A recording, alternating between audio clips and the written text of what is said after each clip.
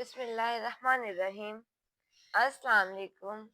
आज हम applications of real numbers in daily life पढ़ेंगे कि हमारी रोज़मर्रा ज़िंदगी में रियल नंबर्स के क्या काम हैं, क्या एप्लीकेशंस हैं, क्या इस्तेमालात हैं। रियल नंबर हमारी रोज़मर्रा ज़िंदगी में बहुत ही ज़्यादा यूज़फुल है।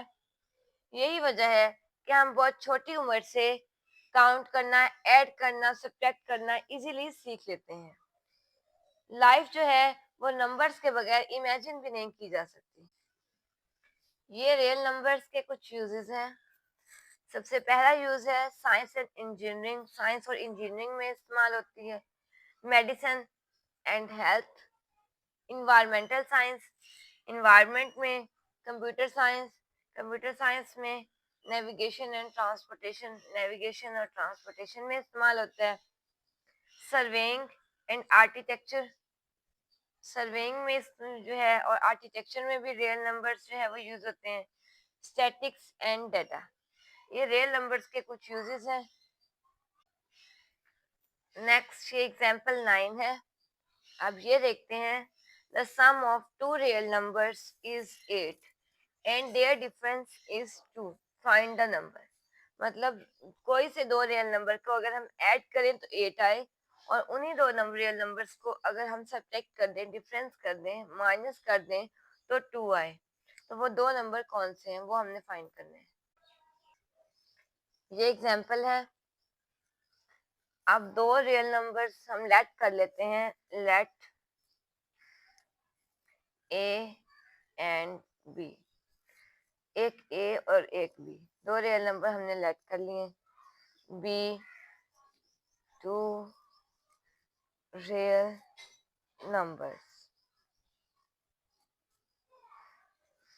तो अब उन दोनों को ऐड करें तो 8 आए, और डिफरेंस लें उसका, माइनस करें तो 2 आए। अब उन दोनों को ऐड किया तो ऐड किया तो 8 आ गया, और डिफरेंस लिया तो 2 आ गया। इसको इक्वेशन 1, इसको इक्वेशन 2 का नाम दे देते हैं। अब हम इन दोनों इक्वेशंस को ऐड कर लेते हैं। Add equation 1 and 2। a plus b is equal to 8 और a minus b is equal to 2। Add कर देते हैं, ये a और a 2a हो गया, ये कैंसिल इज इक्वल टू 10।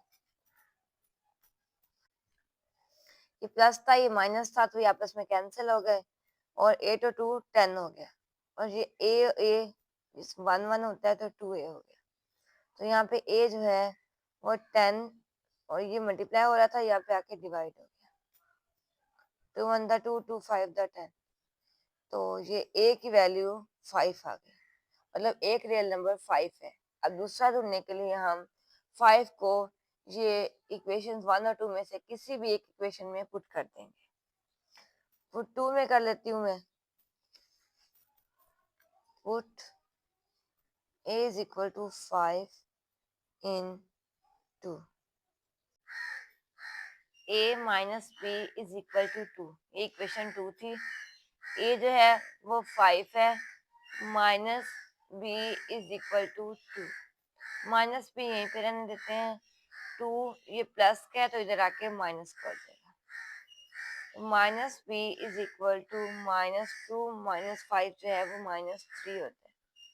-3, और ये माइनस माइनस से cancel, b is equal to 3। अब तो अब ये दो रियल नंबर्स फाइंड कर लिए हैं, तो हम कहेंगे रिक्वायर्ड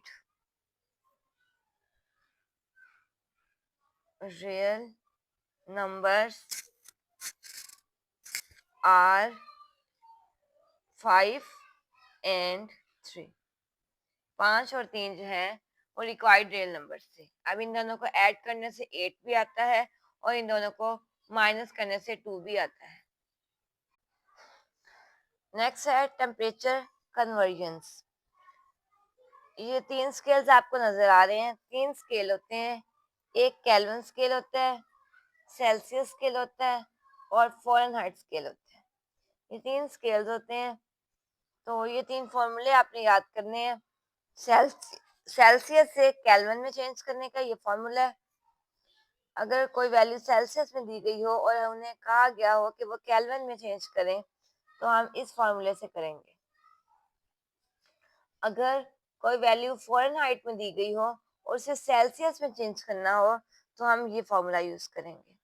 अगर कोई वैल्यू सेल्सियस में दी गई हो और उसे फ़ारेनहाइट में चेंज करना हो, तो ये फ़ॉर्मूला यूज़ करेंगे। ये तीनों फ़ॉर्मूले बहुत इंपॉर्टेंट है, ये आपने अच्छी तरह कर लेने हैं याद। ये एग्जाम्पल 10 है। Normal human body temperature is 98.6 degree Fahrenheit. अब ये फ़ारेनहाइट में टेम्परेचर दिया हुआ है। Convert it into Celsius. अब इनको कहा है उन्होंने Celsius and kelvin scale, kelvin और सेल्सियस में चेंज करें। तो ये फ़ारेनहाइट दिया हुआ है 98.6।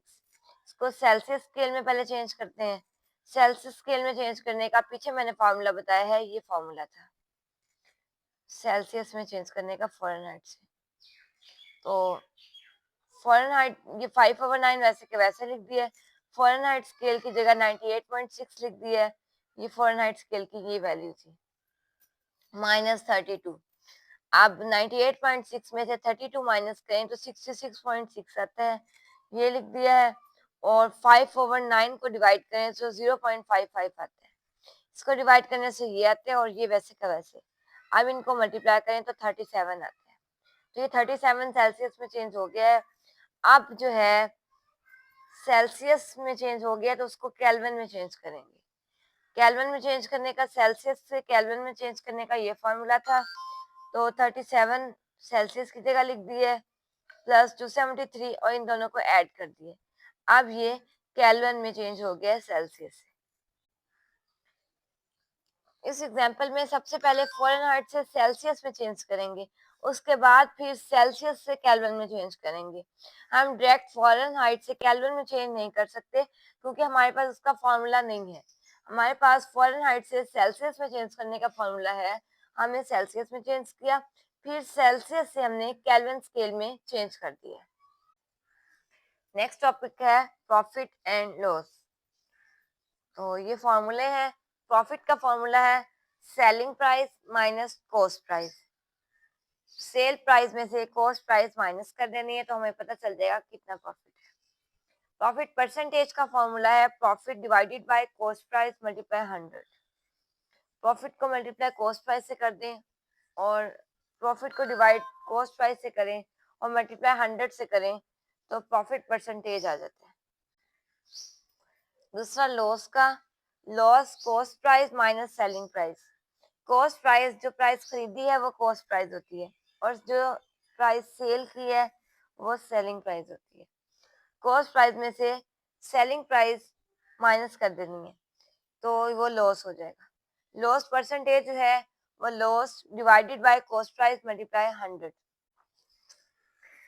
तो लॉस परसेंट निकालने के लिए हम ये फॉर्मूला यूज करेंगे, लॉस निकालने के लिए ये फॉर्मूला यूज करेंगे, प्रॉफिट परसेंट निकालने के लिए ये फॉर्मूला और प्रॉफिट के लिए ये फॉर्मूला। ये 4 फॉर्मूलाज हैं।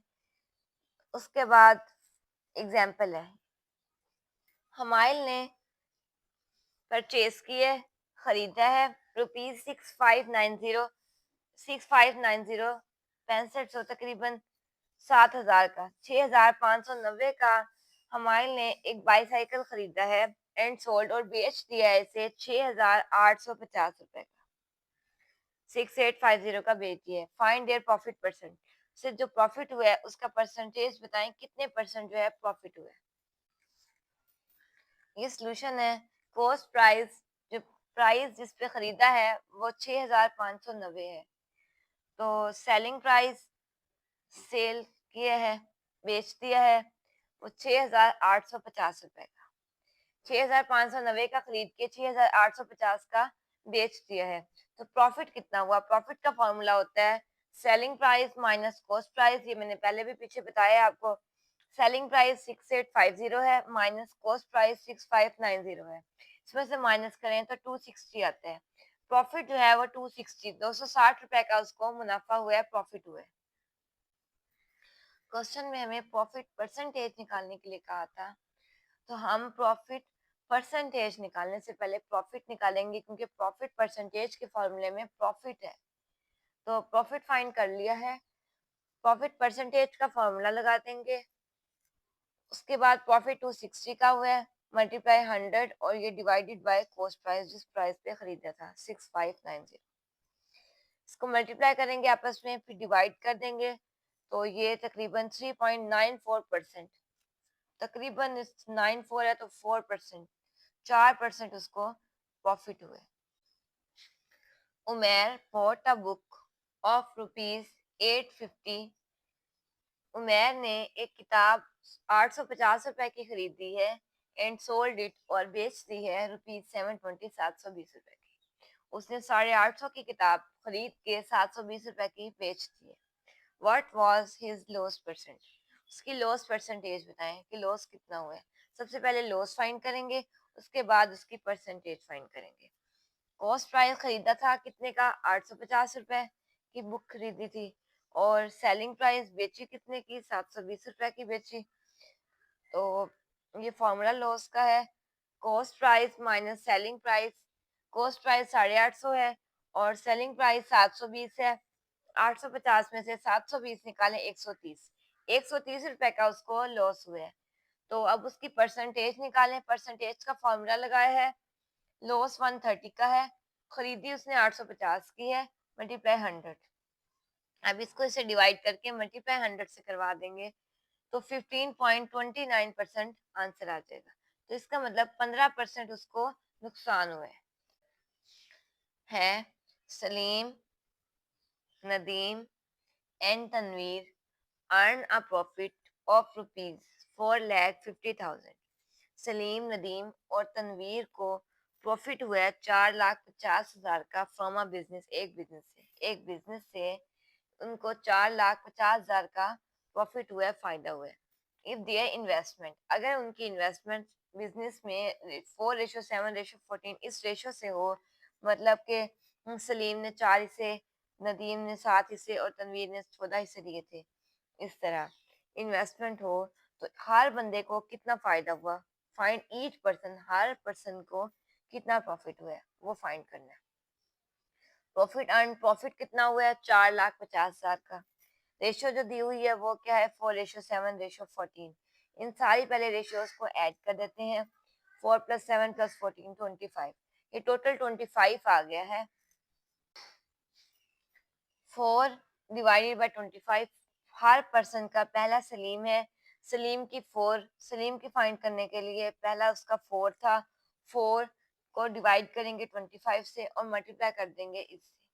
नेक्स्ट फाइंड करने के लिए 7 को जो है डिवाइड 25 से करके मल्टीप्लाई कर देंगे, और इसकी फाइंड करने के लिए 14 को कर देंगे। 4 को डिवाइड करें 25 पे, जैसे मैंने पहले बताया, और मल्टीप्लाई करें 4,50,000, तो सलीम का प्रॉफिट निकल आएगा, क्योंकि उसका हिस्सा 4 था और टोटल 25 है। तो अब इनको डिवाइड करके मल्टीप्लाई करवाएं तो 7,2,000 आता है, मतलब 72,000 का सलीम को फायदा हुआ। नदीम ने कितना प्रॉफिट हुआ, उसका हिस्सा 7 था, टोटल 25 था, 7 डिवाइडेड बाय 25 मल्टीप्लाई 4,50,000। तो इसको डिवाइड करके मल्टीप्लाई करें तो 1,26,000, तकरीबन 1,26,000 का नदीम को फायदा हुआ है। और तनवीर जो है उसने 14 हिस्से लगाए थे, 14 उसके पर था, 14 को डिवाइड करेंगे 25 पे, मल्टीप्लाई करेंगे 4,50,000 से, तो 2,52,000 आएगा। तो 2,52,000 तनवीर को फायदा हुआ है, 1,26,000 नदीम को फायदा हुआ है, और 72,000 सलीम को फायदा हुआ है। एग्जाम्पल 14 है, if the simple profit on ₹6,400 for 12 years is ₹3,840, 6400 को तकरीबन 12 साल रखने के बाद 3,840 इसके ऊपर प्रॉफिट हुआ है। एक साथ एग्जांपल ले लें, ₹6,400 तकरीबन 6,400 रुपए आपने किसी सेविंग बैंक में रखवा दिए हैं, या किसी बिजनेस में जो है वो लगा दिए, 6,400 रुपये एक्चुअल वैल्यू थी आपकी, एक्चुअल जो है वो अमाउंट थी, इसको कहीं पे भी आपने इन्वेस्ट कर दिए, ठीक है। 12 साल के बाद आपको 3,840 रुपए का फायदा हुआ है, 3,840 आपका प्रॉफिट हुआ है। Find the rate of profit, profit का रेट बताएं, किस रेट पे, किस हिसाब से, किस परसेंटेज से प्रॉफिट हुआ है। तो ये प्रिंसिपल प्रिंसिपल कहते हैं एक्चुअल अमाउंट को, जो हमारे पास असल अमाउंट पहले थी वो ₹6400, 6400, 6,400 रुपए थी। सिंपल प्रॉफिट, प्रॉफिट कितना हुआ, 3,840 रुपए। टाइम, कितने टाइम में हुआ, 12 साल, 12 ईयर्स। तो रेट क्या है, रेट का फॉर्मूला है amount of profit, amount profit की मल्टीप्लाई 100, डिवाइड करना है टाइम से, मल्टीप्लाई प्रिंसिपल से। ये फॉर्मूला इसी तरह याद कर ले। अमाउंट ऑफ प्रॉफिट कितनी है, 3,840 रुपए, मल्टीप्लाई 100, टाइम 12 साल हुए, मल्टीप्लाई एक्चुअल अमाउंट जो थी वो 6400 थी। इन दोनों को मल्टीप्लाई करें, इन दोनों को मल्टीप्लाई करें और डिवाइड कर दें तो 5% आते हैं। इसका मतलब रेट प्रॉफिट का 5% है, 5% के हिसाब से उसे प्रॉफिट हुआ है। ये सारी एग्जांपल्स कंप्लीट हो गई हैं। कल नेक्स्ट वीडियो में इंशाल्लाह हम एग्जांपल 1.3 देखेंगे। अगर आपको वीडियो अच्छी लगे तो लाइक करें, चैनल को सब्सक्राइब करें, वीडियोस जो है वो शेयर किया करें अपने दोस्तों के साथ, ताकि और लोगों को भी फायदा हो सके।